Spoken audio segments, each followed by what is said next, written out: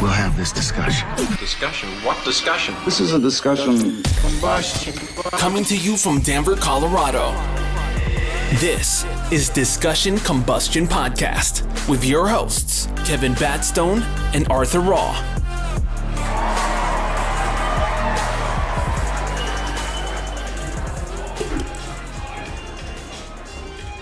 Check and check. Denver, Loco Plus. Let's have some fun. This is Discussion Combustion Podcast, episode 200. Let's go.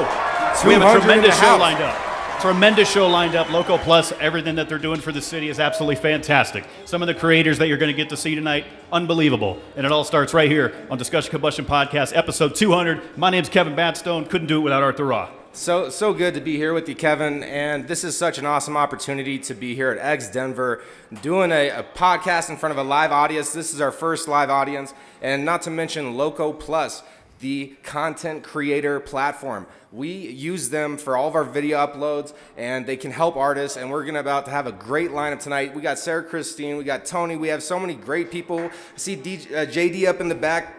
So we're really excited. And so just to get this started, what is Discussion Combustion? What do we do? What are we about?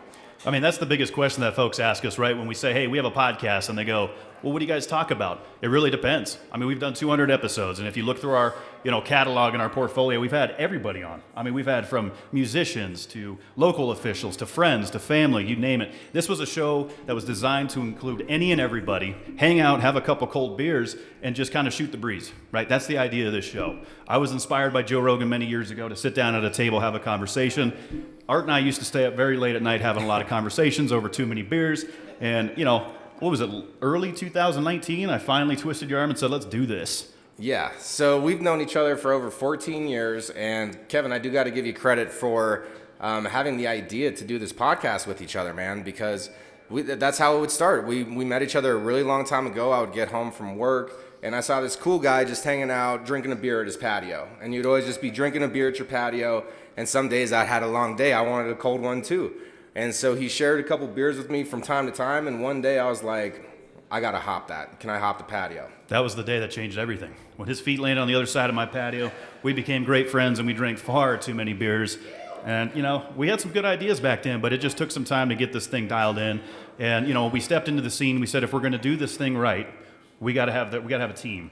And that's why I'm gonna give a big shout out to Mr. Jamie Rorick over here, who's running the engineer board tonight. If it wasn't for this man right here, we would not be sitting up here, and I know you don't like to hear that, but that's the fact. The fact remains, if he didn't offer space in his basement for us to build a studio and create this, great opportunity, it just wouldn't have happened. So definitely a big round of applause for Jamie Rorick. Yes.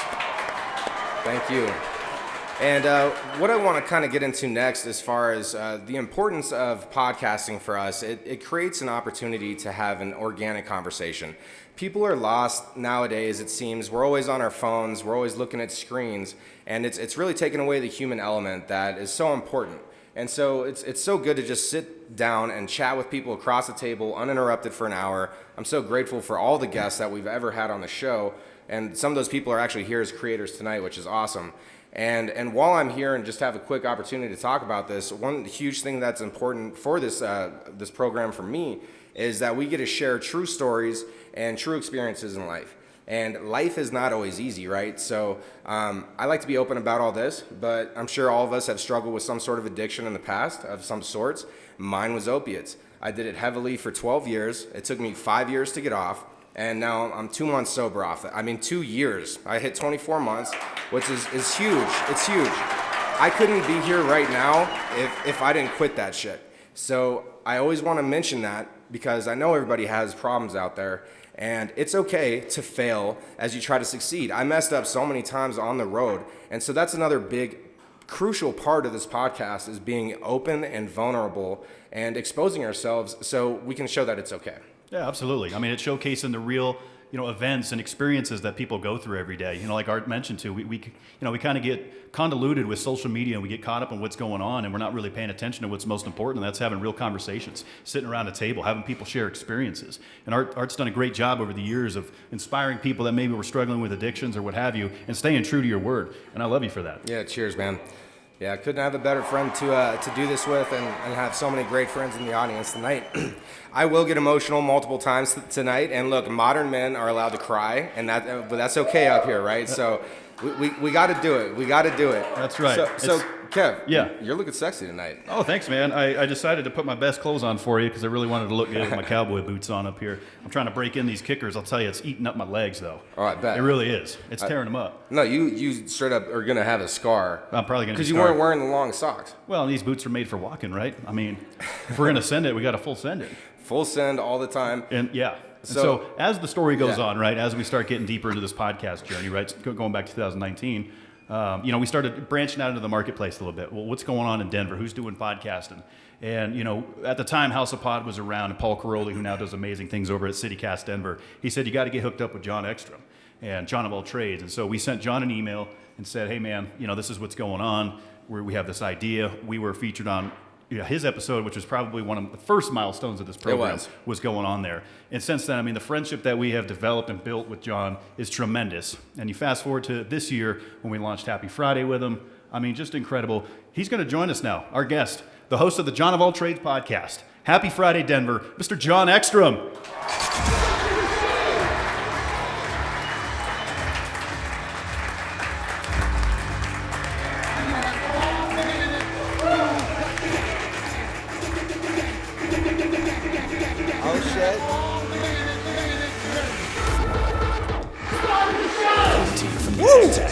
It's Jon of All Trades with your host, Jon X. What's up, fellas? How are you? John, really I just good, saw man. you. I really just saw good. you yesterday on Happy Friday, man. Yesterday on Happy Friday, indeed. Fellas, it's a pleasure as always. How are you? Thank you for having me here. It wouldn't be the same without Jon X as the guest. It just wouldn't. Yeah. If you're going to do a live podcast, you got to have one Denver's best sitting real close, actually. We're not usually this close on Happy Friday, guys. Maybe we should probably change the seating a little bit because this actually feels just like home. Well, this feels like a manwich. So, why am I in the middle? Well, because you're the guest. Yes. Well, because now I have to look this way or this way. Mm-hmm. It's a little much. Well, that's nice, though. You get your neck workout in. Yeah. Thank you. My neck did feel a little flabby. So on Happy Friday Denver, which is the podcast that all three of us host, is actually picked up by Mile High Life, which is a local podcast network. And it's so much fun. Happy Friday is a quick format, 30-minute show where we talk about local things that are happening in Denver. Maybe we do some playful banter. I might say a word wrong, and then our linguist, John, will correct me. That's never happened. It happens every week, That's folks. never once happened on the show. Yeah, maybe a couple times. Yeah, maybe once or twice. It just makes me want to bust out my bicycle and go for a ride. Your bicycle. Dude, you have ruined the cadence of words for me with putting the wrong emphasis on the wrong syllable every single time where I go, dude, you've poisoned my mind. I'm talking to my wife and my kids, and I go, how am I saying these words wrong? It's because of Kevin. Yeah, well, you're welcome, John. As I lay awake at night sometimes with insomnia, I think, how can I irritate Jon Ekstrom this week? And I think I have an idea. Really, I attribute that more to Art than I do to you, but thank you. That's true. Yeah, that's true. Art seems to get under you a little bit when he wants to look smart. Hey, you're looking smart tonight, by the way, Art. I am. I like to wear my glasses when I want to feel like I look like an intellect, but that's obviously not the case. That's just how it goes. They have no lenses in them. Are you convinced of that? Yes. Okay. Well, we'll have to tune in to Happy Friday and see how that pans out. Yeah, so we have a lot of fun out there, and it's just important because, again, having these fun conversations, getting with people that we know really well, and just opening it up. So, John, what were some of the main things that you were thinking about this morning before you came down here to X Denver? So what's interesting is, as we do this here at X Denver, next week is the 9-year anniversary of the Jon of All Trades podcast. Nice. Yeah. Thank you. I have more than 400 total episodes, and now that I'm doing Happy Friday and Jon of All Trades, in addition to these shows, I produce 7 others. I'm a podcast producer for 9 shows in Denver. This is an enviable position. And so you guys, when I met with you, you said early in your run, we got together, and I saw something in you guys. And most people I get together with are dipshits. Are worthless dipshits. Literally, they're like, hey, I'm thinking about starting a podcast. And I go, oh, really? What is it? And they say, me and my friends, dude, we're so funny. And I go, first of all, no, you fucking aren't. Because it's nice to have friends, and I'm glad that you have friends. I'm glad that you have people that make you laugh. But being funny in public is something entirely different. Yeah, would you guys agree? Like, that's not my realm. No, unless if it's at my expense. no, like I gave up on being funny in public. And I mean, JD can talk about this. JD is a professional comic and very, very funny. And he'll be up here later. And I'm ruining him by saying he's funny. But what I will say is have some other reason that you're doing the show. Instead of just saying, like, hey, me and my friends are hilarious, we need to capture this. No, that is bullshit. Agreed. You are not as funny as you think. No, I agree with that, John. I remember one of the first conversations we had back on the, on the John of All Trades. I think it was episode 225. Yeah. I actually remember that. Of course you would. Yeah, I mean, it's something I remember. But one of the things that stood out that you noticed was, say, you guys have a mission statement. You guys have a roadmap. You guys have stages. Because we kind of do a roadmap. We called them phases back then. Stages, phases. Phase. What are we in phase right now? What is this? Phase 6? 4 or 5? I don't know. It's getting up there. It's like the fucking MCU at this point. But so what I would tell people is when I started producing other people's podcasts, you do something long enough, and I won Westward Best of Denver in 2017, which was a great honor. It was terrific. People recognize John of All Trades as a good show. Right, wrongly, or indifferent, but people see that and they go, oh, okay. Can you produce my show? And I go, yes. And they go, what do you charge for that? And I go, I don't fucking know, but I'll get back to you. And here's what I would say. Any monkey with a room temperature IQ can record a conversation and do an aesthetic edit on it. Am I right? Yeah, I would agree with that. It's not that hard, right? But you gave us one great piece of advice when we asked you, because we were new to podcasting. It was like episode 17 or something. Okay, right? what was it? So we were sitting across the table, and you're like, look, you don't do podcasting to make money. That's right. People don't make money doing podcasts. But because it's so difficult, right? It takes a lot of time, and we look like we have fun and sit around and have some drinks, but there's a lot of work. There's a lot of editing and networking and all the things that we have to do. And that was actually great advice, because I knew I wasn't doing it to make an income. Yeah. I knew I was doing it because it made me had a great time. Like, I was smiling while I was doing these projects. So that's perfect, Art. Have some other reason you're doing your show. Literally have another reason. And if you're a producer, if you aspire to be a producer of another show, don't just bring the technical mastery. You need to have that shit cold. Literally have it dialed in cold. But have some other skill set. Me, I have 15 years of strategic communication under my belt. I've been doing PR in this town for 15 years. So when someone comes to me with a show, I ask them the first thing, what do you want someone to think, do, or feel after having listened to this show? And if you can answer that question, that will answer all of the aesthetic choices that you make after that. Well, it's one of my favorite things about having you on Discussion Combustion episode 200. Tell me. It is the fact that you told us that you did your last episode already once before. I'm glad you brought that up. I was going to get to that. When we made the Happy Friday announcement, you said that was the last time on Discussion Combustion, but that seems to be false now. Yeah, here you're back again. So, well, you guys fucked me on that, so what can I say? Yes, you're right.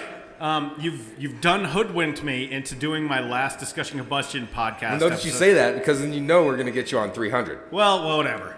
If that happens, it happens, and that's okay with me, because every week, Happy Friday, the three of us, literally, we do a prep call where it's like, how do we run down this show? What is the cool shit happening in Denver? What are we going to talk about? And it's my favorite part of every week. We get together, and no matter what kind of week we've been having, and literally, we've had a couple of shitty weeks where we're talking to each other, and it's like, no, this is going to be a good show. This is going to be fun, and that translates to the audio. So no matter where you are, you can download this, listen to it on your drive to work, driving home. It will kick off your weekend with good vibes, because we're all busting each other's chops. We're having a great time. It's amazing. Yeah, it's been a hell of a ride, man. Like we said, with the whole podcast world, and just having the idea. I mean, bringing Happy Friday together took a lot of planning, took a lot of correlation, and our man Brad over here, had something to do with the logo. Oh, thank you, Brad. So, shout out. Oh yeah, a lot of fam in the house. So Brad Haig, solid lad, owns Nebulous Visions, does the Real Nerds podcast. He is running our tech tonight. Brad is outstanding. Let's give Brad a round of applause, please. Yes. Thanks, Brad. And by the way, quick origin story, Brad is the person directly responsible for inspiring me to get into podcasting. because Homeboy was running Real Nerds Podcast, which hasn't missed a week in more than 10 years. That's huge. For 10 years, they have watched a new movie every single week and podcasted about it. And he said to me, he goes, you know what? You might be good at doing a podcast. And he said, it'll be less work than blogging. And by the way, Brad, I'd like to put on the record, fuck you, you're wrong. Podcasting is way more work than blogging. It sure as hell is. I mean, we can all speak volume to that. Everyone in this room that does podcasts knows the commitment that goes into it. You know, that's something that we've talked about a lot, Art, with the consistent quality content, and that came from a lot of things, right? Our first episode was recorded on a cell phone. It sounded like shit. It was a complete mess, but we knew we wanted to do it. That's how we ended up in Jamie's basement with some of his equipment, and then we started investing, right? We bought the board, we bought the mics, we started taking it a little bit more seriously. Yeah. And, you know, ultimately, I think that's what you have to do to drive this thing forward. So that's another tip that I would make. For anyone who is looking to create content, Oh, it's we got a a train. train. We thought we were we getting got a feedback. train outside. See, we're up here. We thought that was feedback We're used coming to in through having- the mics. I was like, whoa, this feedback is getting louder and louder. It was a little slightly. Sorry, Kevin. You continue. Well, the thing, we're so used to shit going wrong in this business because Yeah. you just never know. You're dealing with technical issues. You got so many things that go into this thing, especially when we went video. Which leads me to my next point, John. When we decided to take this to a video style podcast, you said, "I don't think you guys should do it," Yes, I did in fact say that. and we did it. You want me to eat crow in public, and I will. No, we I'm not we saying planned that. this out a little bit. We planned a little tag team because you're so good at getting us all the time, man. But it's so fun creating, and that's what's important in life, right? Because time is limited. I mean, I'm turning 36 soon, and it seems like it's just cruising by. It's cruising by, right? So one thing that's really important is to enjoy the little moments in life, and really try to do your best. Like I'm talking about when you're brushing your teeth, like you're folding your socks. So I got a thing when I fold my socks, I like to try to throw them like into the drawer, like it's like a game after I ball them up. It's about enjoying the little moments in life. And I'm really enjoying being up here with the two of you live action right now, fellas. Yeah, cheers to that, brother. And you know, for the record, you do have some weird things you like to do. I do. But who doesn't? I do. You know, that's the other thing is I got to spend so much time with this guy, Mr. Arthur Roth, for the last 4 years. No, don't point at me. Point at him. Well, this guy over here. Over here. Mr. I limit my time with both you fuckers. Yeah, what on purpose. John doesn't want to spend too much time When with I us. call John randomly, he's like, "Hi, Arthur, what?" That is my energy, yes. It would be helpful if he read the email before he called you. It would be. That would, in fact, be very helpful if I read the email sometimes before I called. sometimes I'll skip over some narrative. We're some of the most unprofessional professionals in this business, and that's something we can own for sure. Speak for yourself, man. Oh, I'm okay? talking about Art and I. Because this is Discussion Combustion, right? Fair, yeah. You know, we're not doing Happy Friday. We're doing DCPC here. I forgot that. Well- Because I said I was done. That's true. You did. Well, and Loco Plus, too. We got to give another big shout out to Loco Plus and Megan sitting up front here looking great. Yeah. Putting this all together. Yeah, if we could give Megan a good round, everybody. Megan Batusek. Loco Plus making it happen. One of the hardest working people I've ever met. And that's what it takes in this business, is that hard work and grit. And we love you, Megan. You're epic. It's amazing that you were able to pull this off. You know, we came to you with the idea of a live event. You're like, we can do this. And that's what's so cool about Local Plus is they give you so much freedom to create. There's not a lot of micromanaging content. As long as you're consistent and put your stuff up there, great things can continue to evolve. Mm-hmm. Yeah, and who doesn't want more places to watch artists and interact with artists where it's uncensored? There's so many areas on the internet. I mean, our Twitter has been canceled twice. It got banned again this week. And then the second time they got banned, we had one follower. We didn't even have a post, and they canceled it. Yeah, I mean, it's a constant battle. You know, we've talked about, if people aren't familiar with our previous episodes, you know, working with YouTube, these guys have been throttling our channel. You Yep. know, YouTube, we're looking at you. You need to knock that off. It's just a battle that a lot of creators are dealing with right now. It's such a saturated market, and especially once we hit the 10,000 subscriber mark, we saw a huge drop off. You know, and so as a creator, when you're putting so much time, money, and effort into something, and you're not seeing, you know, the content holders and platforms work with you and support you a little bit, it gets difficult. But that's no reason to give up. We got to keep grinding, whether it's 100 views or 100,000 views, right, Art? Exactly. And look, even if you just can make one person happy, and that's why it's great to give random compliments too. But like, if you give a random compliment, you gotta mean it, right? You can't just go up to somebody like, "Hey, I like your shoes," or you have to like what they're wearing. I like your jungle pants. Thank you. Those are epic. These are fun. I'm feeling confident in these this evening, actually. Well, you know what I'll say is there is a former WWF wrestler named Devon Dudley who was in ECW, like one of the best tag teams of all time. And they said, he goes, no matter if there are 10 people in the audience or 10,000, there's going to be someone in the audience who has never, ever seen the Dudley Boys perform. And what I want is, no matter what size of audience, we're going to give them a show. And that is true with Happy Friday. That is true with DCPC. That's true with John of All Trades. We are going to bring it no matter what. So if you would go on, check out Happy Friday. It's the three of us. If you like this banter, then you're going to get a lot more of it every single week, where we're talking about all the cool things happening around Denver. The week that was, me correcting Art's weird pronunciations, Kevin's weird cadence. It's gonna happen. It's phenomenal. I love these guys, and I'm thrilled that they asked me to be a part of this. Oh, absolutely. It wouldn't be the same without Jon X. It just would. I mean, literally Denver's finest right here. It's an honor. It's an honor to work with you every week, for sure, man. Thank you. You've pushed me. You've taught me things in this business because, look, there's a lot that goes into this stuff. I do 3 podcasts a week, starting out with one of NASCAR's top 10 best podcasts. We just won from Mash the Gas Hell podcast. Yeah, really excited about that. I'm very passionate about NASCAR, so I get to talk about that every week. Then we get to sit down and script Happy Friday with these guys. Then we got Discussion Combustion. I bit off more than I can chew, but I think I got the chompers to handle it. Yeah, and not to mention, we run the day jobs too, man. Oh, yeah. By the way, we have day jobs. This stuff doesn't stop. Like, how it's been, we've been planning this event for months and working on Zoom calls and all this. And that's what it really takes. If you really want to pursue something that you love in life, sometimes you got to wake up before the sun every day and you just stay tired all day. And then you're back at home at 11 p.m. and you're trying to just get a little bit of sleep in so you can maintain the next day, let alone the drinking, which I know we could all drink less, I'm sure. But that's what it takes. It's like, you got to have grit in this life, and you got to take the fails to succeed, and keep getting beat up along the way. Because look, if it's worth it, it's not going to come easy, and I mean that. So you almost have to have this mentality where you're prepared to get beat up, beat down, to be able to become strong enough and resilient enough to do things that other people can't. And that's what a lot of this has showed me, getting to right here where we're at right now. I'm never prepared for when Art turns into Tony Robbins. That's every week on Discussion Combustion. That's every single week. Every time I talk to him. Literally. I think that's what makes this show work, though. The dynamic that Arthur and I have is so different. I kind of have a country background. Art's a Denver native, and we see things differently, but we're able to come together and agree on a lot of things, even though we don't agree on a lot of things. Like, how many times I've, convinced you of things? 98%? No, that's incorrect. All right, see? That would Here we be go. incorrect. No. Yeah. But the fact remains, Art, you touched on something, right? And that's the challenges that we face in life, right? With anything, if we get complacent, it's going to start to get stagnant. We've seen it with Happy Friday. We've seen it with Discussion Combustion. John, I know you can allude to this. When it gets hard, you got to keep going. I mean, I talked to you in private. I thought about giving up on this shit. Yeah. That's how much it was drawn on my emotions, but you can't. You got to keep going. I don't know if you guys have seen the 1983 classic Beverly Hills Cop, but when Judge Reinhold and John Ashton were auditioning together, the director just said to them, act like you're an old married couple. And I thought of that because I hang out with these guys a lot, and I'm like, oh, they're just an old married couple.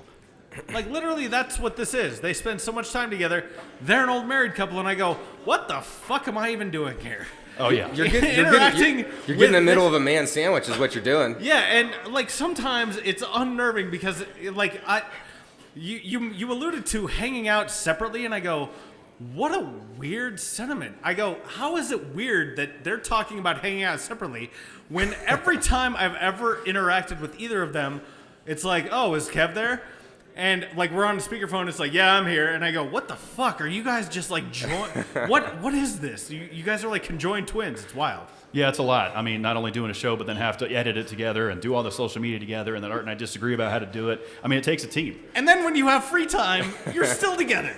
Like, yeah. That's the part that kills me, dude. He's a good drinking friend, this guy over here, I'll tell you. I might have a few. Yeah, you both are ace drinkers. I will give you that. Oh, my goodness. No, but it's all about having good conversations and fun with the conversations, right? Because, look, if we all have those friends where you can just start a conversation, it just kind of continues. It's a wormhole. Like, there's no end to this conversation, and you get a couple good drinks on top of it, you're going to talk all night. And that's what we always do. We talk to like 1 a.m. I got to work at 6 a.m. And I'm like, why are we still awake? Yeah, and for the record, we're not encouraging, please don't drink and drive, none of that stuff. We drink a lot on this podcast. You got to be responsible with it, of course. We're not encouraging, excessive alcohol intake. It's just kind of what we do. We like to create that environment. I took rideshare here. See, because, John gets it, and Art drove me, so. Dude, I got kids. I'm not going anywhere, like, in this state of mind. Yeah, no, absolutely not. See, that's the way to do it, though. That's thinking ahead. That's being smart with it. So, but yeah, bringing it back, Art, sure, we pop a few cold ones in Discussion Combustion. We have conversations with people. That is the root. That's the backbone of this show, and that's what it will always be. And 200 episodes, man. man. 200, hell of a man. commitment. 200. Oh my goodness, man. Like you can just think about that. Like you could sit and listen to us banter for weeks. And not that I'm asking for people to do that, but it's like a time capsule for me personally, because I know when I hit my late 50s, I'm hitting my 60s, I'm going to go back in time. I'm going to relive some of this. And it's so fun that we have all the cataloged. It's kind of like a unique time capsule in our own lives.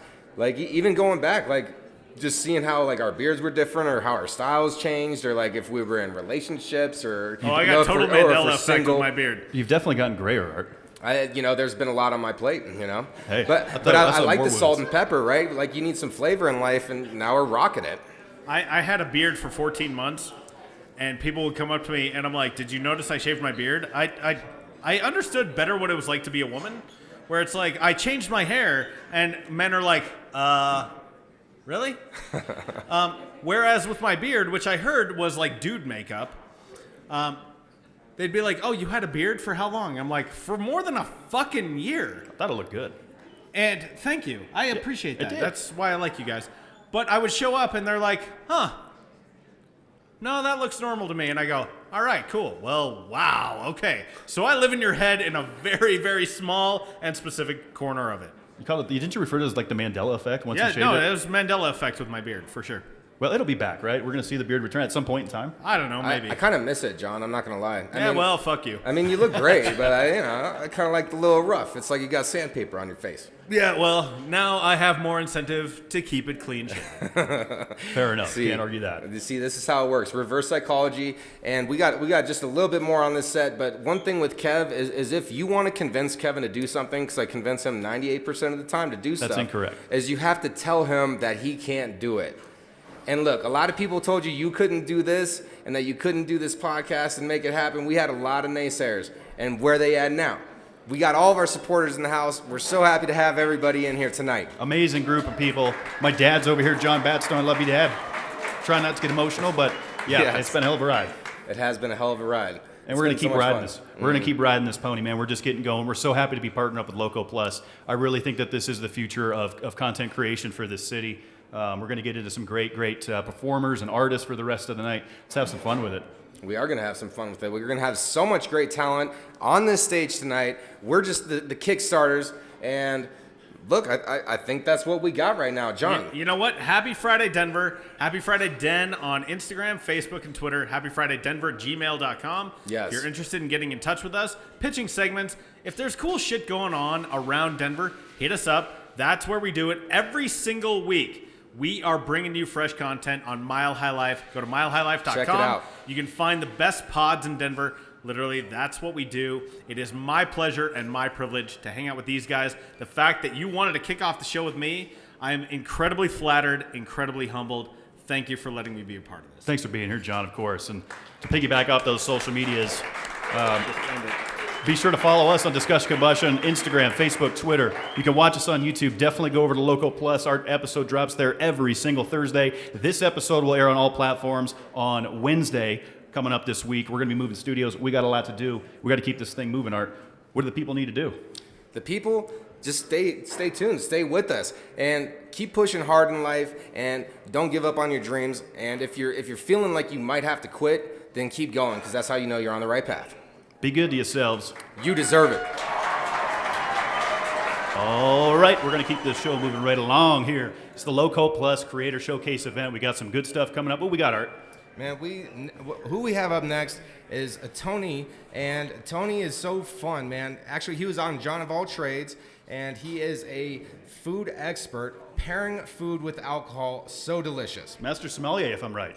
Close. Very close. Gonna be. Going to be. Either way, epic show on there. You're going around, pairing food with alcoholic beverages, like you said. Yep. It's good stuff. Let's welcome to the stage Tony Zezas and Maureen Maloney. Yes.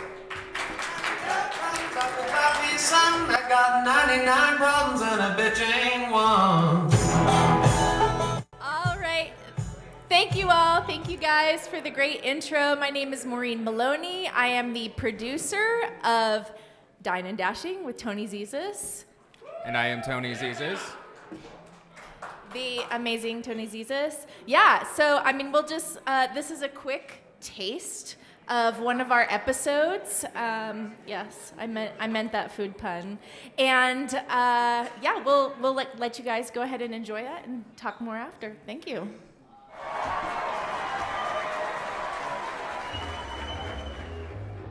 Well, if that didn't make me hungry, I don't know what would. Oh my gosh. That was fantastic, huh? I think the thing I took away immediately was just the authenticity that went into it. You can really tell the passion for it. That's fantastic. And Maureen, you shot that. We had a couple of camera operators. I did some camera operating, but not all of it. Okay. Great stuff. Tony, tell us a little bit how the passion started. How did you get into this? I mean, and then just being able to translate that to create every week and think of new things to get out to the people. Well, I've always been in the food and wine kind of world and that kind of realm. I started off back of the house and was a chef for 3 or 4 years, owned a catering company, which is my worst mistake in my entire life, out in Camden, Maine. And realized that this face was far too pretty to be in a hot kitchen for my entire life. So bounced back into more of the front of the house operations, got into wine, bartending, and kind of that changed everything for me. And then I started talking with Maureen. I was like, let's make some content that encapsulates passion and her talents and put both of those together so that we can move the dining scene forward in Denver. We can move this conversation. Denver is a location now that is on the cusp of being fucking great. Yes. And we're all here to make that great. Yes. And let's keep pushing that forward. And that's what we want to do here specifically. Absolutely. I love it. that. And so, Marie, you do a lot of the producing on that side, right? You have a long history in producing? Yes, I've been working in the TV and film industry for a while, and I've been working on international food issues. So when I had the chance, I wanted to do something more locally. And for me, it's all about educating consumers and getting people to eat that next level, like to appreciate good food and quality food and know where their food comes from, which Tony shares that passion. I mean, his whole motto is elevating the art of consumption, and so it was just a great partnership. That's excellent. So can I ask, I want to ask this to both of you. What is your favorite type of food? You know, like Italian, Chinese, Mexican, like American, what is it? What's your favorite position? Don't you get off in all of them? I mean, the point is, like, what we should be talking about is not your favorite type of food. We should be talking about how is that food sourced. We should be talking about who gave their fucking time and effort, who picked that fucking Tepestate tequila, right? Or the mezcal. Yes. Who are the people behind bringing these things to us, and how can we incorporate a conversation around them so everyone has a just food cost. Everyone has a conversation about the logistics and not just, my Instagram says this is pretty, right? We need to push this further, and that's what we're here to do. I love that. That was a great answer. That's fantastic. You're definitely going to want to tune in. Dine Dashing. I mean, just watching that clip right there, I'm like, this is serious. The production looks great. The knowledge you have behind it is very inspiring. That's awesome. Check it out, guys. Absolutely. Thank you so much. Cheers. And so who we have next is actually, this man's been playing the guitar since he was 6 years old. That's right. Yep, we're going to get to hear some good music here. Might have to make a couple stage adjustments, but Chris Dismuke's going to come up here. He's going to blow your mind. Amazing musician. Let's do this, brother.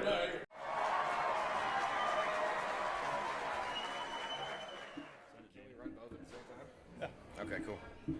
Man, that was incredible.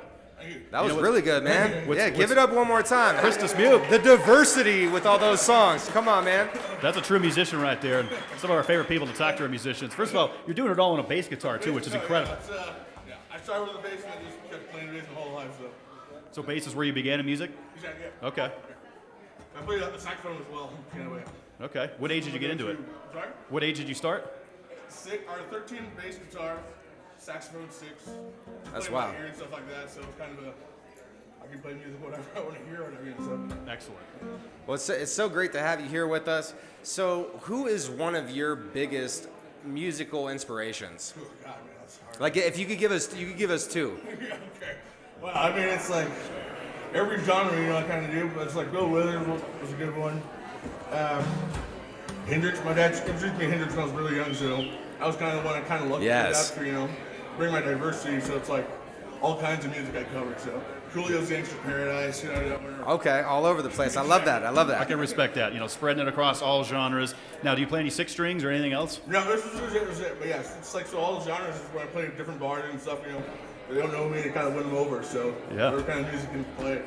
Well, I think I think you just won this whole audience over. That was a fantastic presentation. Give it up one more time for Chris Dismuke. Yes. Well, first of all, let's all give it up to Nesha Nycee. What an amazing musician she is. Unfortunately, she couldn't be here. She's been on Discussion Combustion before. You can go back and reference that. Really good music coming out of Atlanta. But here's what's great about that video is it was shot right here in Denver. Yeah, Rhino, by this gentleman, with drone footage. Mr. Blake Rubinson, guys. How's it going? Hey, man. Thanks for coming up and hanging out here on the Discussion Combustion Q&A. That was fantastic. Thank you both very much for having me, but I want to give a particular shout out to Megan Modishek for letting me live outside my box and comfort zone, and thank you. That's what's great about Loco. They just give the content, freedom for everyone. It's great. I love what Nisha's done. I love what Megan's done to build this. So let's talk a little bit about that video and some of the footage that had to go into it. Yeah, it looked great, man. Yeah, it was really a cool situation. I think it's kind of maybe been one of my strong suits is that we really were just having a business lunch talking about Loco Plus, some of the ways we support them and they support us. Nesha was here in town, and we're like, hey, I have my drone. Should we just go get some shots? So in less than an hour of filming, we go do 3 quick drone shots, and it turned into that music video. Great. So it's kind of cool. So are you like an expert drone flyer? I guess I would consider myself that. I got the drone license the day after it had come out for the first time in 2016. And I've really honed in on that, but taken the perspective from filmmaking. Originally, I was hiring pilots that were mostly from the Army and traditional kind of drone pilots that knew how to fly. I just wasn't necessarily getting the best footage out of it. And paying a large amount to hire these drone pilots. So I realized if I could learn how to fly the thing, I could bring my technical skills on shooting videos to that. And I guess it did really add business lines and extended skill set to just make cooler videos, I guess. Excellent. Yeah, so I mean, how long does, how many music videos have you shot? And is an hour, that's like an impressive turnaround, I'm guessing, right? I would not really necessarily recommend doing that. Typically, there's a lot of proof in pre-production. So I'm a firm believer in that. You want to sit down, storyboard things, script things, have a really solid plan for production. Because if you're doing it right, you're not necessarily winging it. Yeah. You want to be flexible while you're out there to adapt to the things that can happen on production. I don't really suggest winging it unless you really just kind of believe in yourself and realize that, hey, look at all this art in Rhino, how fantastically talented Nesha Nycee is. We might as well see what we can do, and it turned out to be pretty cool. Well, I mean, I gotta say, look, we're doing some scripting tonight. We know the bullet points, but I mean, Kevin and I, we like to kind of go off the hip, right? A little bit of winging it. Well, that's the whole point, right? And look at the video that you made off that.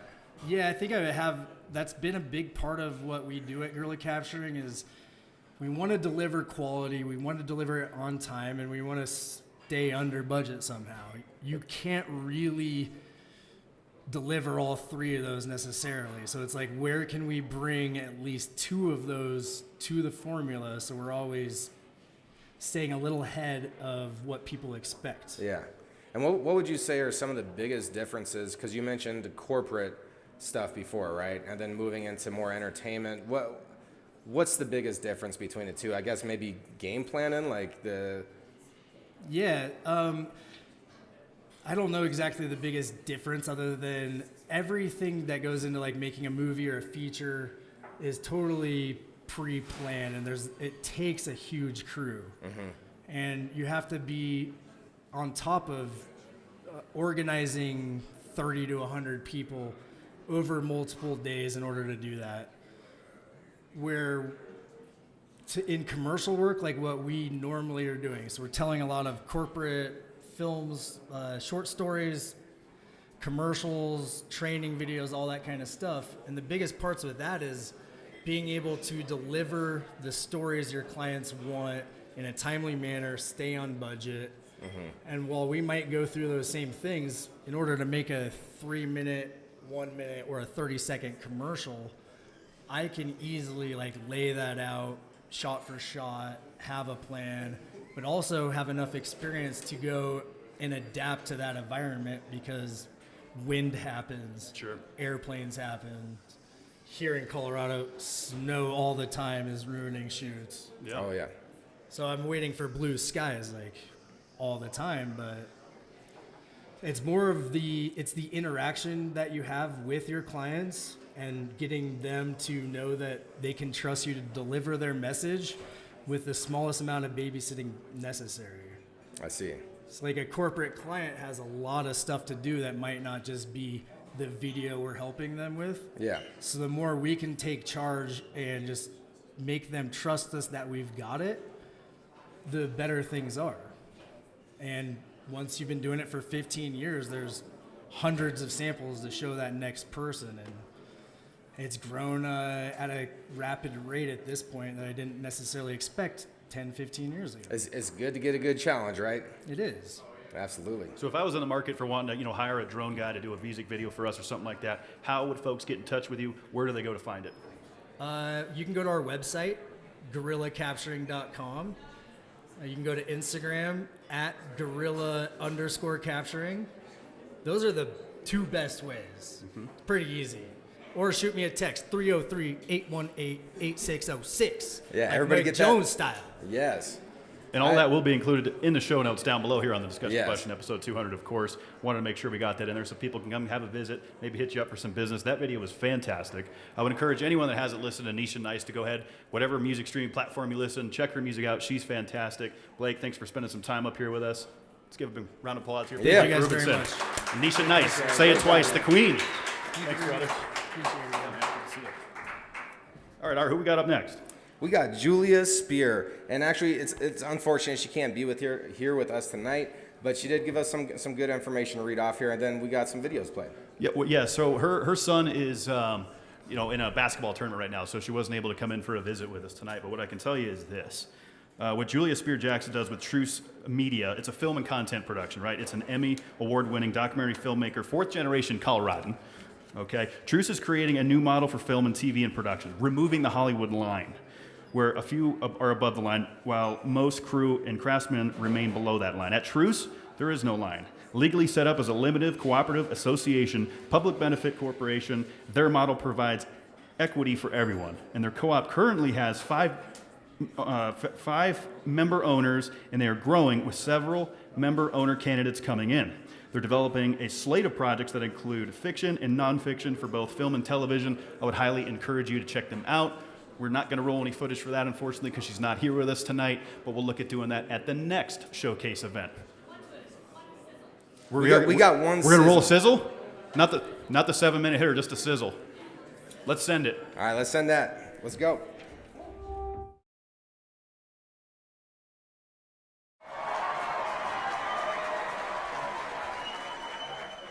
Yeah, I would encourage everyone to check out Truce Media over there at Loco Plus, doing some really, really great film and content creation. So look, guys, we've kind of reached the halfway point of the showcase event. It's time to mingle. It's time to have some fun. Let's take some pictures. Let's have some drinks. We've reached the intermission portion.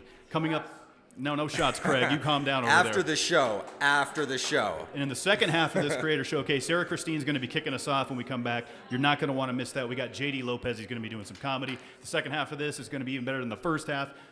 Let's do this. Stay tuned. Let's do it. Let's go. Quick intermission. We're going to have a good time. Let's have some fun, y'all. All right, y'all. So happy to have everybody in here. And again, Loco Plus, thank you for putting on this event. So much fun. And also joining us for the Discussion Combustion podcast. This is, again, our very first live action podcast.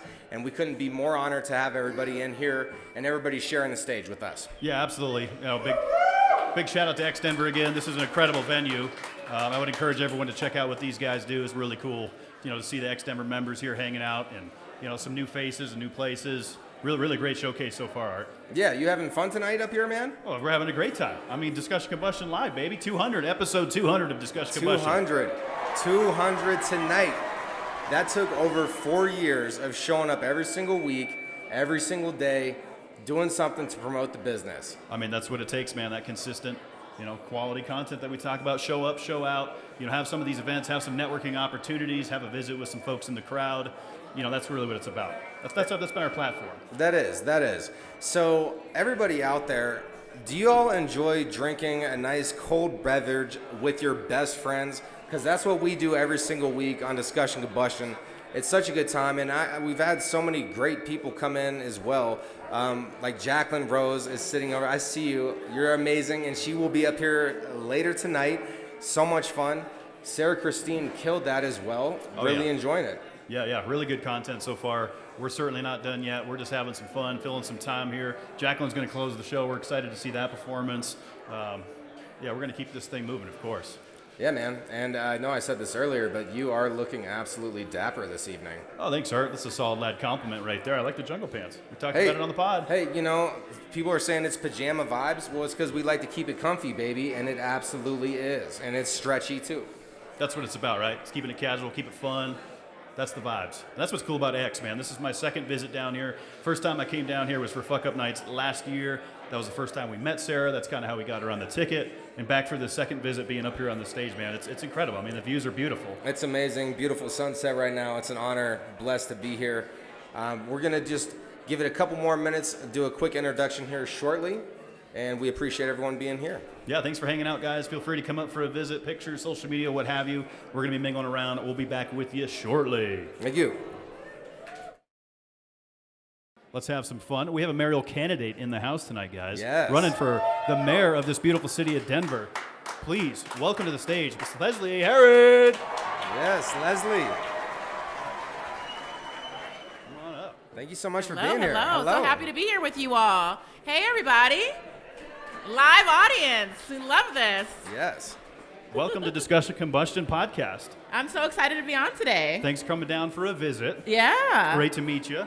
It's good to meet y'all. Yeah, it's good to be here. We're having some fun tonight with some local Denver artists and creators. Yeah. I mean, this is what it's about. This is the city of Denver, the 5280. Oh, the Mile High City. Did you know that before we were known as the Mile High City, we actually were known as the Queen City? The Queen City. So Denver is actually the Queen City, but we've never been run by a queen. Come on. Okay. I think it's time to put a female in the mayor's office and make sure that the Queen City has a proper queen. Well, here we go. You're on the campaign trail. Right? I am. It's heating up. It is. Politics, a dog-eat-dog world. There you go. What do the people need to know? If anyone in this room's like, why would I vote for Leslie? What would you tell our audience tonight? Well, the first thing before I say the why is, does anyone know there's a mayoral election happening right now? All right, and the election is April 4th, and the ballots mail on Monday, you guys, Monday. So we are a city that allows vote by mail and vote in person. So you have from next week up until April 4th to actually vote. But here's why you should vote for me. I know you played the video earlier, but I know that Denver is ready to take on some of our toughest challenges. I currently serve in the state legislature. I run the budget, and working with the film office, I brought the film incentive to Colorado in the tune of millions of dollars in the first year that we brought it here so that we can have more, support our creative economy much more. What people don't realize is that our creative economy in Colorado is larger than our ski industry. Really? I did not know that. I think it's time for people to wake up and understand what makes Denver and Colorado, Colorado. It's actually our creatives. Wow. It's actually the art, it's actually the inspiration that Denver is allowed to create. But one thing I will tell you is that it's really difficult to be as innovative and creative when you're being stifled by housing costs, when you can't afford to live in our city anymore. And so a number one thing on my agenda is to make sure that we have affordable housing for everyone in this city, because right now it's become quite unaffordable. Yeah, we could use that. I mean, it's tight out there right now. It's tight. I mean, and it just keeps going up and up and up. And I'm affected by this too. You guys, I'm not independently wealthy. I'm a different kind of candidate, you know? And I think it's important that someone who has been through these struggles is a part of the solutions. Right now, we need 50,000 more housing units in this city to meet demand. Wow. But what they don't want to tell you is that Denver actually owns the majority of the vacant lots in our city. So we actually could build affordable housing for our communities and creative housing and creative spaces on our own land. And the cool thing that I think you guys might even like is Denver actually owns Red Rocks. We own Winter Park because too many people thought they were coming to Denver to ski and they couldn't ski, so we bought a freaking resort.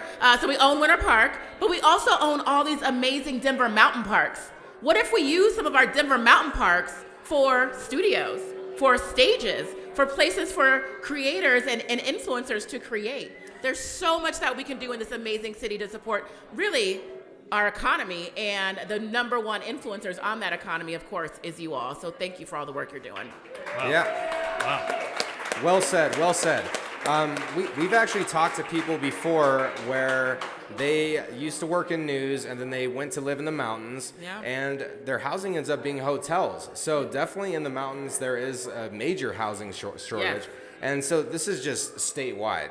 Right, it's statewide, and here's the interesting thing. So I manage the state's $40 billion budget and delivered a balanced budget each time.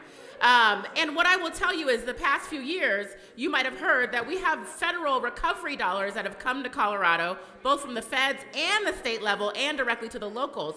We have put in over $700 million into affordable housing in Colorado, but Denver is not at the table. Okay. And I know that Denver needs that housing and is ready to be at the table. So I don't even have to take out of your pockets. I don't have to take your taxpayer dollars to build the housing that we all need. In fact, we have a once-in-a-lifetime opportunity to use those federal dollars to make real change. And so that's what I want to do. I want to invest those dollars into the infrastructure that we need to build up our economy. Brilliantly said, Leslie. That's fantastic. That's got to make a lot of voters very happy. And so I got to ask you this, Leslie. How'd you get into this? You obviously care about constituents. Yeah. You can tell you're passionate about this city. Yeah. What led you into politics? Listen, my mom was an OBGYN in the Army. She was a single mom. She left Oakland, California, no shade, to join the military and to ensure that me and my brother had access to a good quality education. She had two options in Oakland, which was become a Black Panther or to join the military. Okay. And my uncle did the Black Panther, and my mom decided to join the military. So sibling rivalry, I suppose. But both are really very similar in that they had a real passion for serving and for making our communities better. My mom was an OBGYN because too many Black women weren't getting access to the reproductive care that they needed. And many Black women were joining the military just like her. And so she chose to use the military for education and then as an OBGYN to make sure that we had access to care. And, you know, the Black Panthers did a lot of work, too, to make sure that there was access to education, food for our kids, housing for everybody. I mean, housing for all was part of their slogan, right? And so now as we think about it and how I got into it was my family had this, like, really ingrained value of service, but I wasn't going to join the military. Black Panthers weren't a thing here. And so I started to serve instead in the state legislature. Okay. And I started very young as an aide, and then I worked my way up to now being where I am now, which is on the Joint Budget Committee, Chair of Appropriations, and now running to be Denver's next mayor. And so I do that because I know that we can make change, and I have this really insatiable hope and optimism that we can do it. And so what I really get frustrated about on the campaign trail is so many people saying we can't do that, or we can't solve this problem, we can't solve homelessness, we can't solve our housing shortages. And if that's what you think, then why would you want to lead this city? Because if we don't have the hope of Denver, the hope of tomorrow, what are we doing here? The inaction is why we're where we are today. And instead, I know that we are an optimistic city. I know that we are an innovative city, and I know that we have the solutions already at our fingertips to make the changes that we need. And quite frankly, that's what I'm gonna do. Well, that's so powerful. That is very powerful. So I do just want to do a quick side note because you talked about your family members joining the military and things of that nature. Can we just give a quick salute and clap for all the service members out there that protect this wonderful nation, United States of America, the best place to be. And in Colorado, I travel all over the place. I'm a native, but I love this state. I'll probably just always live here. Absolutely. I love this state. I love this city. And let's get to work, right? Like, let's make sure that it is a place where we can all be and we can all create and we can all thrive. Love it. Love it. Beautiful. Beautiful. Now, what would you tell the people that would differentiate you from some of the competition in this mayoral race? What is it that Leslie's going to bring? And what would you say to convince these guys to say, hey, this is where you're going to vote for me and not my competition? Well, listen, I mean, I think I already talked about the hope that I bring to the table, but I've passed 150 pieces of legislation into law. I've funded the film industry. You know, I do this work and I deliver real outcomes. But what I will tell you right now, and you've got a really interesting decision to make. There are candidates that want to incarcerate everyone who is unhoused right now. They want to create literal internment camps for those who are homeless. And I want to tell you, while some people might be thinking that's okay, if the humane part doesn't strike you as a problem, let me tell you about the cost. Because it costs about $500 a day to house someone in Denver jail who has a serious mental illness or any type of physical ailment. So why would we spend our money to put people in lockup as opposed to in housing with services? And here's the interesting thing is that we don't even know how long people will have to stay for, because I don't know if you've been apartment hunting recently, but it's damn hard to do that from jail. Yeah. So do you stay in forever? And are we as taxpayers going to pay for that? It makes absolutely no sense. Instead, we could build public housing, social housing, and our temporary housing on the land that Denver already owns. We could build 5,000 units tomorrow if we just got out of our own way and started putting real solutions on the table. The war on drugs, the war on people, the war on the unhoused is a lot of failed policies that puts people against each other instead of lifts people up. And I'll do very different. And so my plan is just that. It's to get people housed. It's to use that funding, not to build more jails, not to incarcerate more people, but to say, what do you need? And let's lift you up. 80 to 90% of people living on the streets right now want to be in houses. Yes. So imagine a Denver where we have folks who are actually now on the streets in housing instead, right? That's a beautiful Denver. That's a Denver we want to all get back to, and that's something that we can do if we just put the right solutions at the table.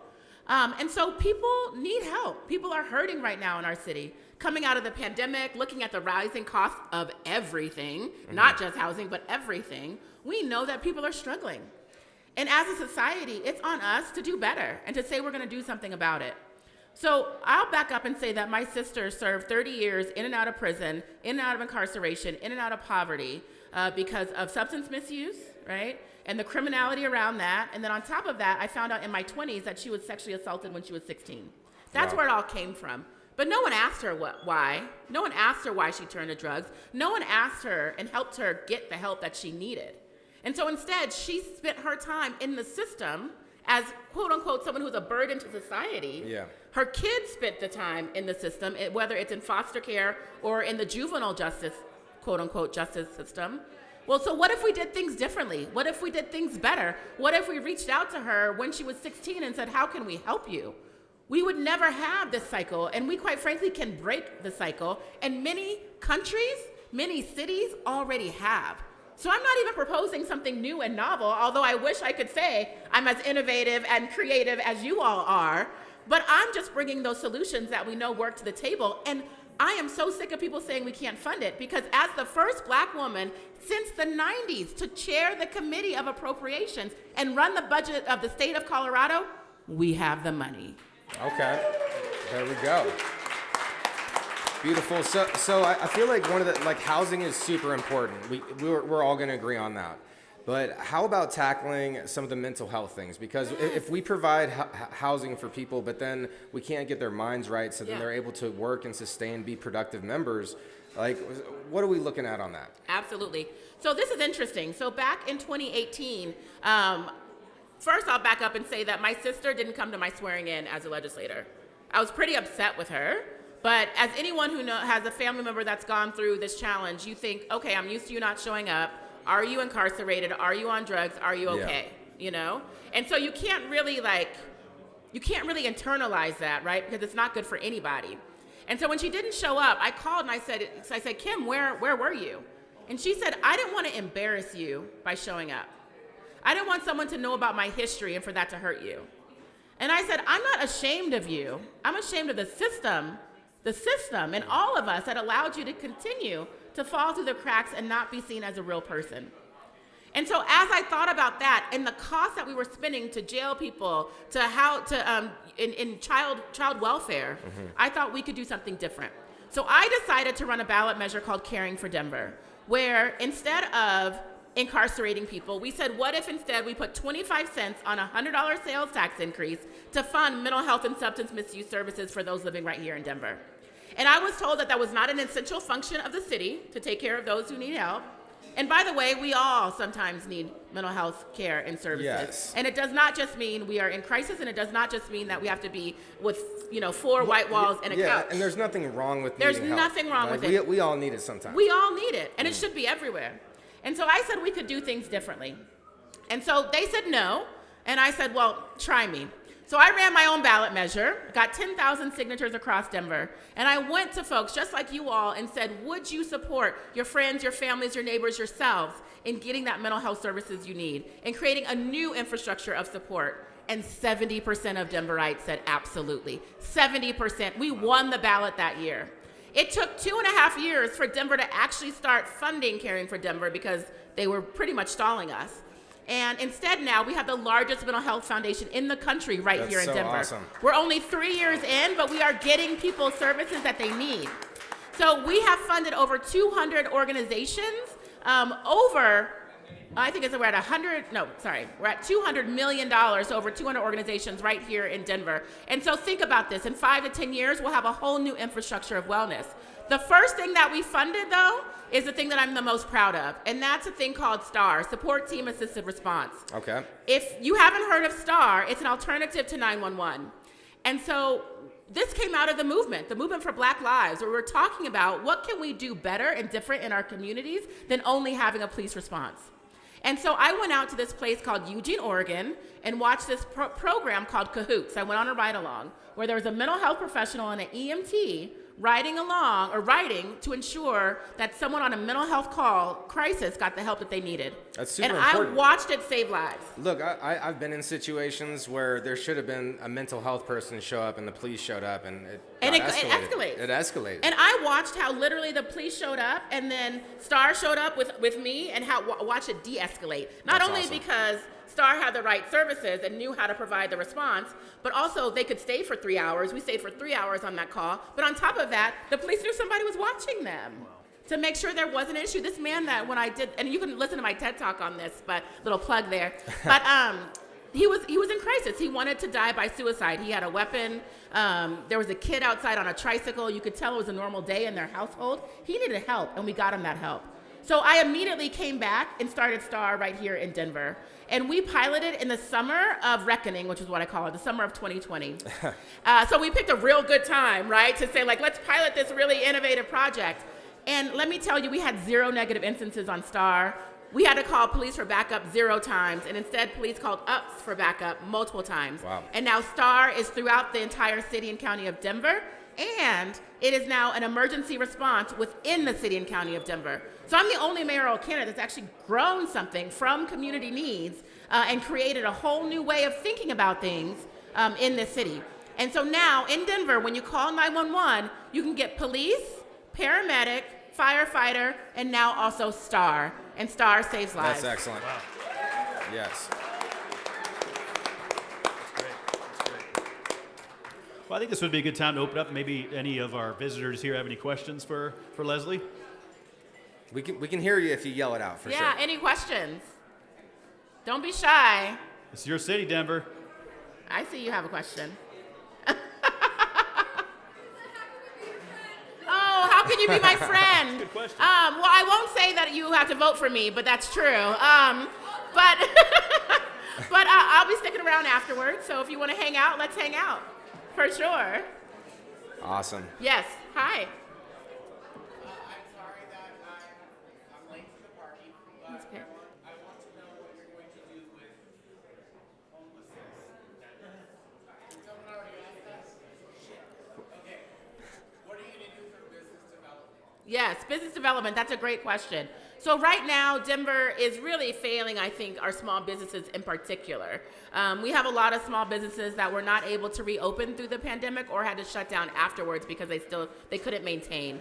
And so I created and ran a bill that created the Energize Fund, the Startup Loan Fund, which you guys might know about. And we found out that it doesn't, while it works for some businesses, it doesn't work for a lot because of our small businesses are so small. It's single, sole proprietorships, right? Or you're hiring yourself, your family, whatever. And so disqualifying you. So we're changing all of those processes right now to make sure that you're open for low interest loans and also grants. But as the mayor of Denver, again, we still have all those federal dollars coming in that we can actually direct to our small businesses. But our small businesses don't have the time or knowledge to be able to apply or know what's available. And so for me, within the first 100 days of the administration, I'm going to take people out of the Webb building, no shade, I love the Webb building and love Mayor Webb, and put them in our business communities. So put them in our local business districts so that we have a small business navigator in 5 Points. We have a small business navigator on Tennyson Street. We have a small business navigator dedicated to the creative economy and our creators. And so that is how we'll retool that office so that instead of you having to come to us, we actually go to you. And I find that when that happens, we find much better outcomes in ensuring that we are supporting the lifeblood of our economy, which is our small businesses. Wow. Great question. Oh, we got another. How am I different than Hancock? Well, I mean, she's look at me. She's a queen, once of all. First off. But I will also and I'm queer. Don't forget that. Don't forget that. So we can be good friends if you like. But no. No. I'm not banning drag queens, although the mayor is not that way either. To be fair, he is very open to LGBTQ and queer issues. The difference between me and this mayor currently is really easy, is that I'm just really about action. And I think that as people might like him or dislike him, but right now we don't feel the presence of any type of leadership in this city right now. And I believe that we need a mayor that is so hands-on that you're gonna get sick of me. Right? Like, you're gonna get sick of me.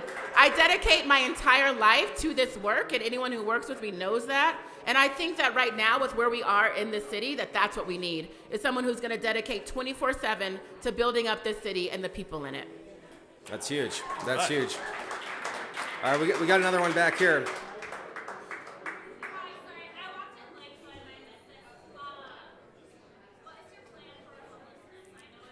Okay. That one went around a little bit. It So did. I think, listen, this is the number one issue of the city, is what we're going to do about homelessness. So I'm happy to reiterate. Yes. The number one thing that we have to do with our unhoused population is get people housed. 80 to 90% of the current people living on the streets of Denver right now, our unhoused neighbors, want to be in housing.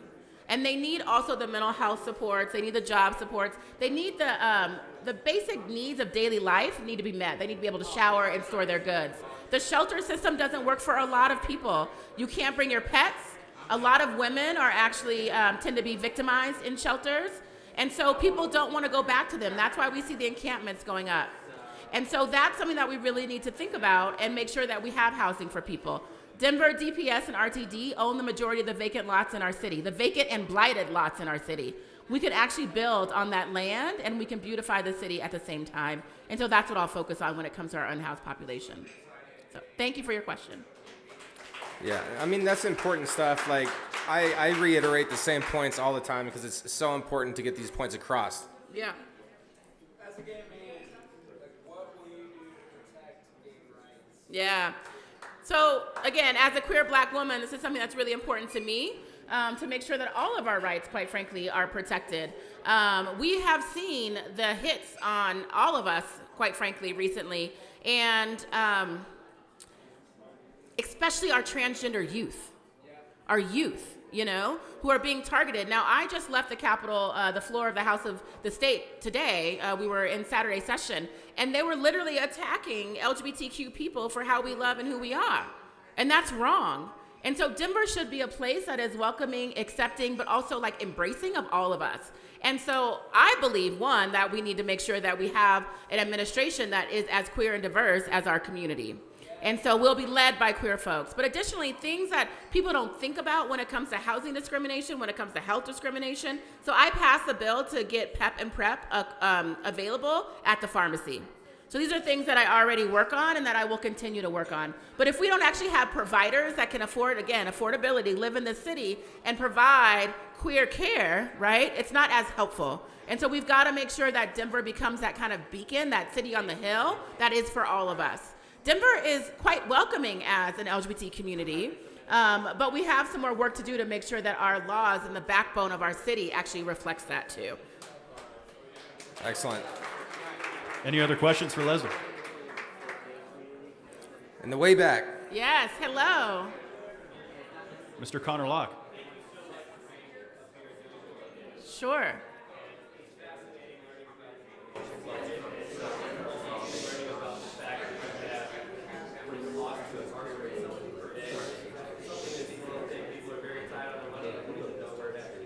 Right.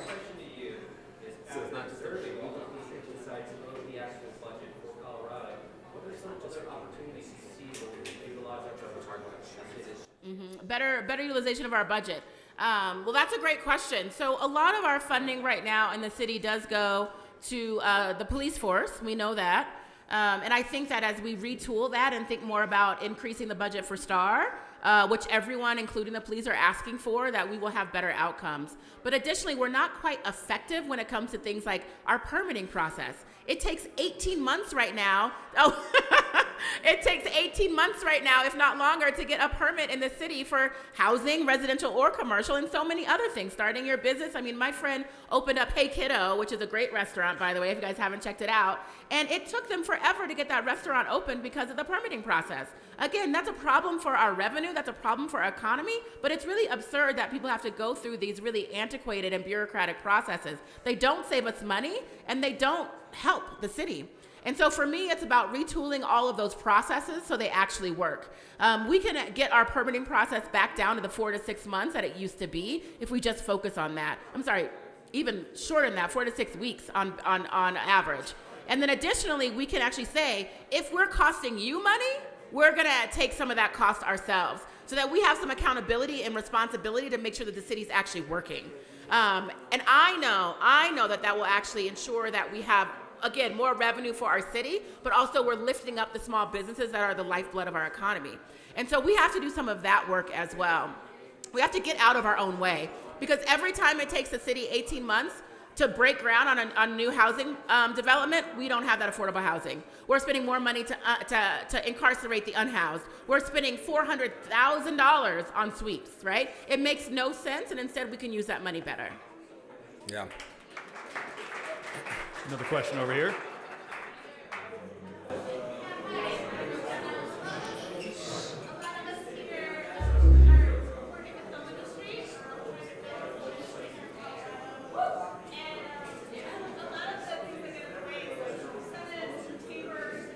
Yeah.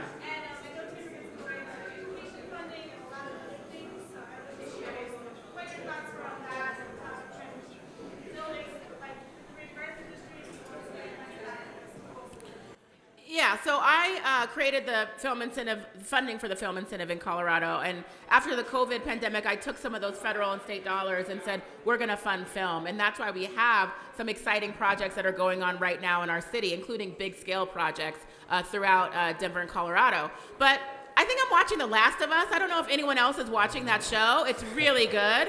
And it should have been filmed in Colorado.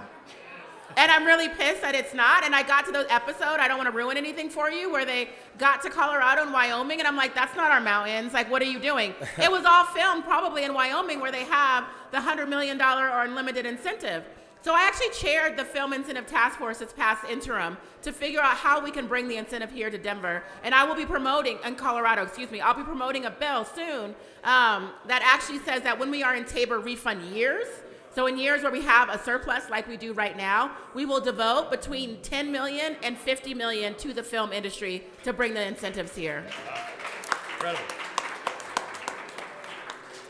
Clint. All right. What about the brown cloud that encompasses Denver? Our air quality is worse every single year. We're getting into like the 50 plus AQI.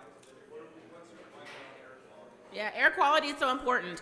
So we have our gross polluters here in Denver, like Suncor, and we are not doing enough to hold them accountable. In fact, they are taking the fines that Denver gives them and writing it into their bottom line, as opposed to actually being hurt, right, and actually changing their policies. So I'm someone who has asthma, and if I go out on a bad air quality day, it's akin to smoking almost 2 packs of cigarettes a day. And I don't smoke. That makes no sense. That's wild. That's wild. That's insane, Yeah. right? And we think we're the cleanest, the greenest, the blah, blah, blah, blah, because we're Colorado and we're Denver, and we're not. And so we have a lot of work to do to ensure that we are holding those gross polluters accountable, and that we also increase things like access to public transportation so it actually makes sense for all of us to use. Who came here on the bus today? Yeah, no one. Oh, good. Oh, my 2 people. Who rode a bike? Thank y'all. Who used any other mode of transportation except for a car? How'd you get here? Oh, sorry, I thought you were going to say like Uber. Oh, Uber, car. Yeah, no, doesn't count. So that's a problem because even in my daily life, even going to the Capitol, I don't do it either, you know? And it's because it's not accessible for many of us. It doesn't go to where we need to go. It's not affordable, and it's not timely. And so I've been talking to the RTD director about this very problem. And what she reminds me is that RTD, does anyone know what RTD stands for?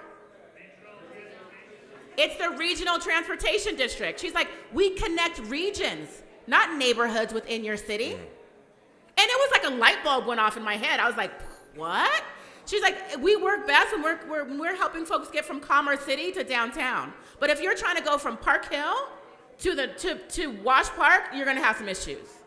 And so we thought, well, there's other ways to do that so that more people can use public transportation. Right now, Montbello has a thing called the Connector. Did anyone go to CU? Any buffs? I'm a buff, go buffs. Let's go buffs. So we had this thing called the Hop, Skip, and Jump. And it took us everywhere we needed to go.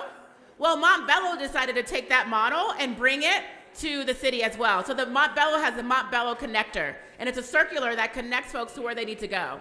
We can actually build those connectors throughout the city so that we can support our RTD system with a local Denver public transportation system and get more folks out of their single occupancy cars and into public transportation that will help us with that brown cloud as well. So there's a lot that we can do.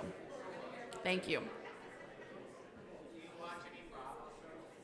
I don't actually have cable, but listen, I do watch some stuff on TikTok. You got a quiz for me? I might know it. I don't think the Real Housewives of Denver is going to be a thing. All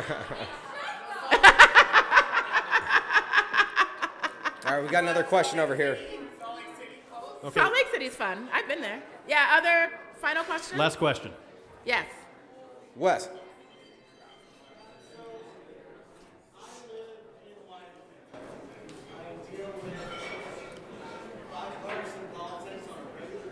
Yeah. Yes.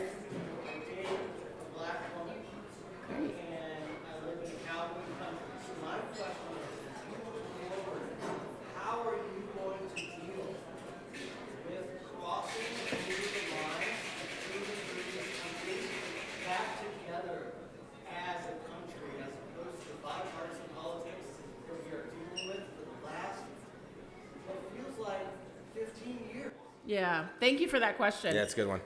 So one, I will say that as in my role currently as a state legislator, I do a lot of work across the aisle. In fact, the majority of my bills are bipartisan. I'm going to give you an example.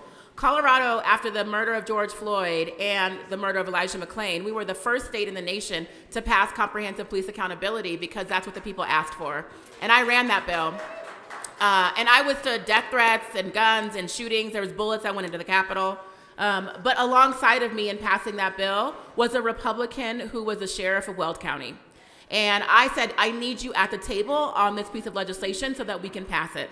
And quite frankly, I had the majority. I don't need you. But quite frankly, I believe that we can make better policy when we're all there. And so he didn't like the bill that I introduced. And I said, all right, show me what you got. And we spent 16 days at the table, day in and day out, until we had a bill that worked. And it is the most comprehensive bill in the nation. In the nation. We ended qualified immunity. We expanded body cams. We did so much for people, and we did it in a bipartisan way. And so even then, law enforcement did not oppose our bill. Only state in the nation to do so because I bring people together as opposed to standing on our differences. Honestly, because of the work that we've done together, we know in Colorado that we have more things in common than we have different. And if we can just get to those commonalities first, we'll be able to make a lot more progress for our city, so in our state. And so for my administration, I am committed to ensuring that we have bipartisan representation on my cabinet. But here's my only caveat. If you only want to get in the way, then I don't need you at the table. But if you're here to make real change, we can do that together. Yeah. Fantastic. Awesome. Awesome. Leslie, thank you for spending some time with us up here at the X Denver. Thanks for being on Discussion Combustion Podcast. Guys, we are going to take a break here. Feel free to visit with Leslie here. We're going to grab a drink. I need a cold beer. I'm getting a little thirsty. Absolutely. We still have some great music. We got comedy. JD's going to be coming back. We'll be right back with you. Thank you. Yep. Great. Thank you so much. Thank you. You did amazing. You did That was amazing. fun. Thank you. Thank you. Thank you. Man, what a great event tonight, huh? Yeah, this was a lot of fun hosting for Loco Plus. Can't wait to do it again. Everybody give a big shout out to all of our staff in here that's been serving us all night. Thank you, X Denver. You guys crushed it, X Denver. Let's give it up for Brad over here coming in clutch to make this happen. If it wasn't for Brad, this thing wouldn't have gone off with the sound and audio. Jamie Rorick on the engineering side. It takes a team to get something like this go off. We had some hiccups tonight, guys. We're going to improve on that next time because we will be back for a showcase event again. Loco Plus is everything local. Check these guys out. Fantastic. Megan, we love you. Thank you. Thank you.